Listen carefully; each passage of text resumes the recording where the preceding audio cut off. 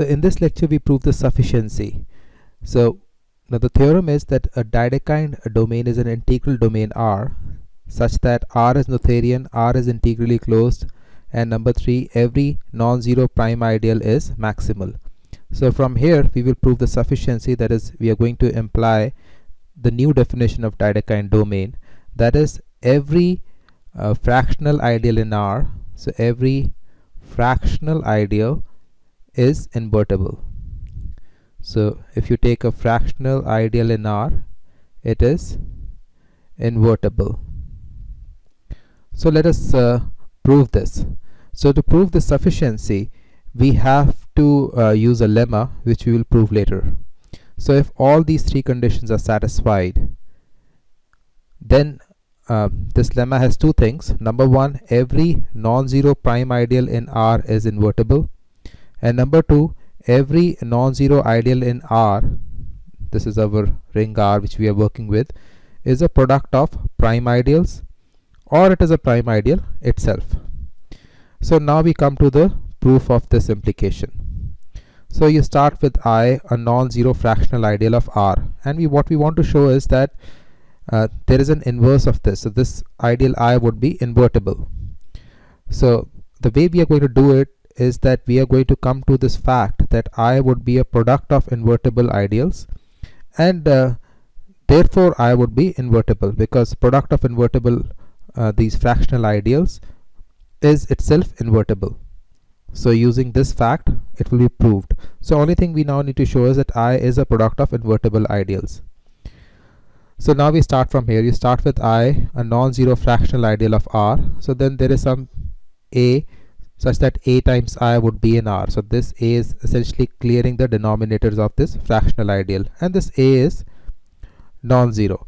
So you can immediately notice that from the definition itself, this is an ideal in R. So this is an ideal itself. Now we can apply this lemma right here. So a non-zero ideal in R is a product of prime ideals. So this you can write it as P1, P2, P1 times P2 times P3 all the way to PR, or I is equal to this A inverse of R. So this you already know is a fractional ideal. In fact, it is invertible ideal generated by a single element. So this is easy to see. And then you have all these prime ideals which we have copied here. So now we use this number 1 here, that every non-zero prime ideal is invertible. So this is already invertible and all these are invertible. So we have that this I is a product of invertible ideals, and therefore it is invertible. So that is the end of the story for this. So now we start proving the lemma. So first we will prove 2, which is easier to show. So now we prove this 2, which is easier to prove than 1. So every non-zero ideal in R is a product of prime ideals, or a prime ideal itself. So we know that a non-zero ideal in a Noetherian ring always contains a product of prime ideals. So this we have shown in previous lectures. So a non-zero ideal in a Noetherian ring will contain a product of prime ideals. So what we are going to do is we are going to prove this by contradiction. We are going to find an ideal A, which will, because we are working in a Noetherian ring, so it will contain a product of prime ideals, but we will assume that it is not the product of prime ideals itself, but it contains a product. So this product of prime ideals P1 times P2 all the way to times PR is strictly contained within A. There is no equality, and this R is minimal. So you choose this minimal possible R. So from here we are going to arrive at a contradiction, because we are saying A is not the product of prime ideals, it just contains a product, to A being a product of some prime ideals. So all these would be prime ideals, and that contradiction means that our assumption to start with, that A is not the product of prime ideals, is incorrect. So we start with the case when R is just 1. So if R is just 1, then A contains this P1, where P1 is a prime ideal. But here we are assuming these three statements. So every non-zero prime ideal is maximal. So it has to be the case that there is an equality here. So this makes A prime. So it is a prime ideal itself. So this portion is proven. So now for the product, say R is greater or equal to 2, and then there is some maximal ideal which would contain A. So you can use Zorn's lemma to construct this maximal ideal, but maximal ideals are prime. So there is some prime ideal which contains A. A in turn contains this product. So this prime ideal contains this product. So by definition of it being prime, at least one of these ideals would lie within P. So you say that, okay, P1 lies within P. So P1 lies within P. But again, we are saying that every non-zero prime ideal is maximal. So there has to be an equality here because P1 itself is maximal. So you have an equality here. So now what we have is A contains this entire product. So now you multiply both sides by P1 inverse. So you get P2 times all the way to PR, and then you get P inverse here because P is equal to P1. So this P inverse of A, which would lie within P inverse times P, because this A lies within P. So this A lies within P, and this sign is coming right here. And this is equal to R. And this follows from our lemma 1, prime ideal in R is invertible. So you have this, it is possible to take these inverses like this because prime ideal in R is invertible. So we have this equals to R. So now this becomes an ideal in R. Now this is an ideal in R, and our choice of A is such that, you know, we are saying this P1 all the way to PR, R is minimal. So if there is anything smaller than this, then it does not lie in this set. So, and incidentally, this P inverse of A contains this product P2 to PR. So it does not contain P1. So the number of indices here is R minus 1. We are saying R is minimal. So this is violating this condition here. So we have already chosen an A which is not the product of prime ideals. It contains a product, and this R is minimal.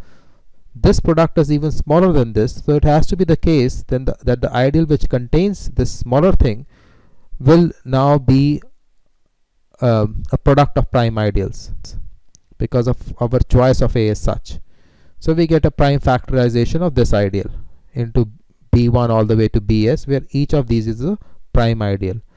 So now you can again multiply with our prime ideal P on both sides to get A as P, B1 all the way to Bs, which means that we have been able to get a prime factorization of A itself. And this is a contradiction because we started with the fact that A does not have a prime factorization. So A is not the product of prime ideals. So now we prove the first part of this lemma, and this requires a lot of effort. So here we are going to show that every non-zero prime ideal in R is invertible. So you start with a prime ideal in R, and it is a non-zero prime ideal. And then you choose a non-zero element, say A, in this prime ideal P, such that the ideal generated by A contains the product. And this is always the case because we are working in a Noetherian ring. So the ideal generated by A will contain a product of prime ideals, and this we have shown before.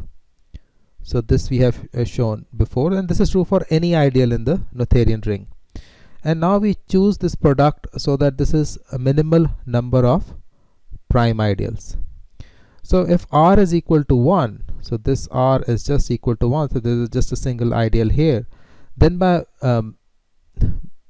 then you have this P, this prime ideal P, this contains the ideal A, which further contains P1. But we are assuming that every non-zero prime ideal is maximal. So this is maximal. So it has to be the case that you have equality throughout.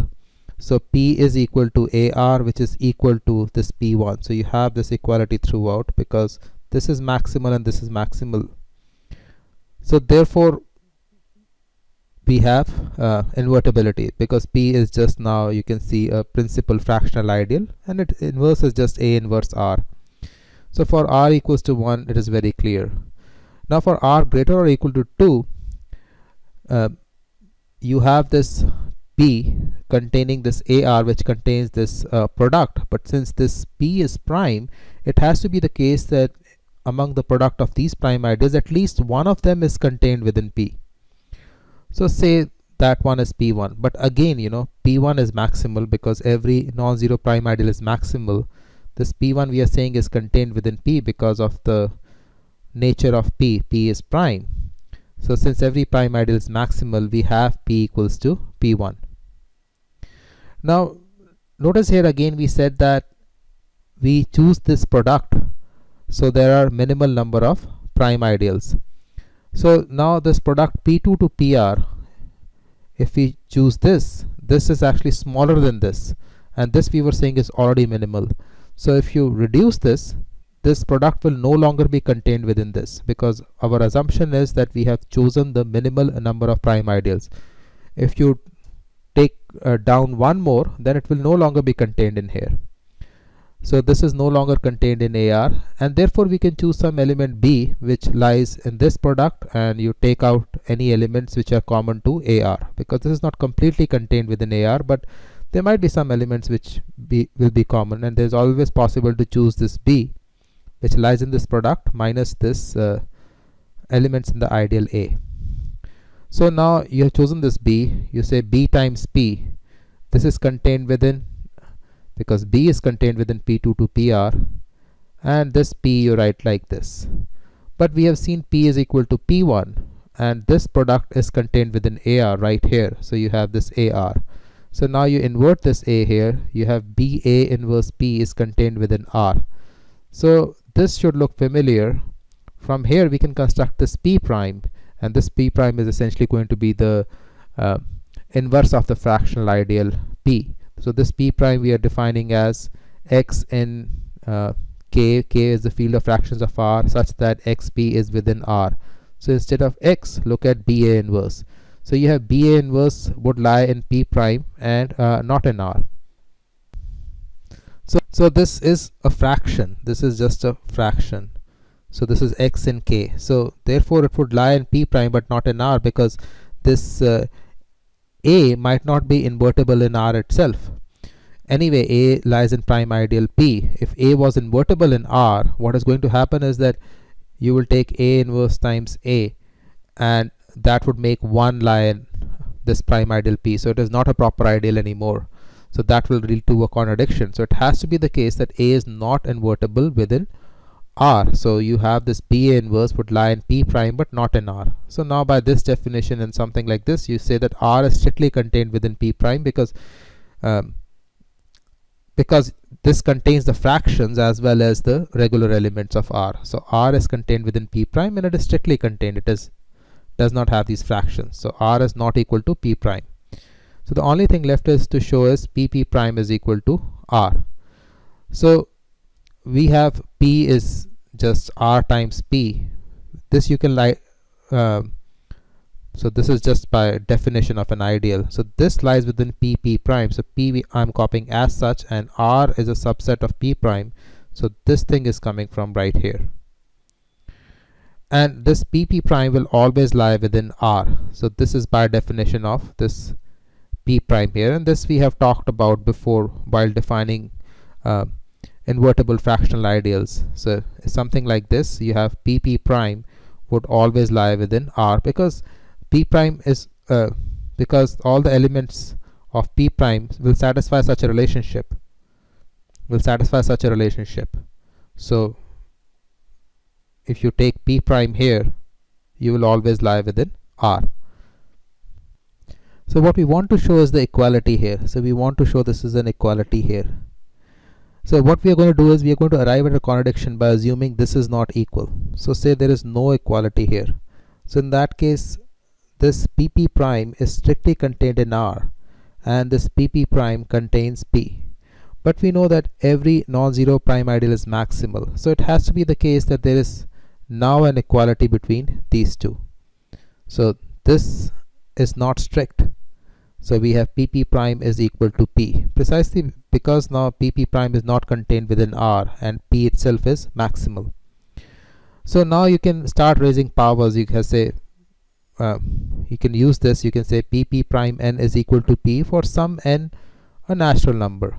So for non-zero x and y, we can choose x in the prime ideal P and y in P prime minus R. So y is a fraction and x is an element of the prime ideal P. So this immediately implies that x, y, n lies within P, which lies within R. And this is precisely because of our definition of P prime. And this is also precisely because of our definition of P prime. Once you have this relationship, you can keep multiplying by P prime here, and it will keep containing P. And then you keep on appealing to maximality of P to have P equals to, say, P prime square, and then use induction to come here. So, and this P is a prime ideal which obviously lies in R. So this will hold for all n. So you have this ideal, so this x, y, n generates this ideal x, r, y within R. This becomes an ideal of R. And R is Noetherian, so if this is an ideal, it will have a finite set of generators. So say A1 to AM. So which implies that the generators of just this RY are, you just multiply all of them by X inverse. So these are the finite set of generators. So if this RY has a finite set of generators, then we know from the notion of being integral over a ring, so this finite set of generators will give this Y as integral over R. But we know that R is integrally closed, so it has to be the case, this integral closure would imply that Y lies within the ring R. And that is a contradiction, because Y we have chosen to be in P prime but not in R. So Y is in P prime minus all the elements of R. So that is a contradiction. And therefore it has to be the case that our assumption of this not being equal was incorrect to begin with.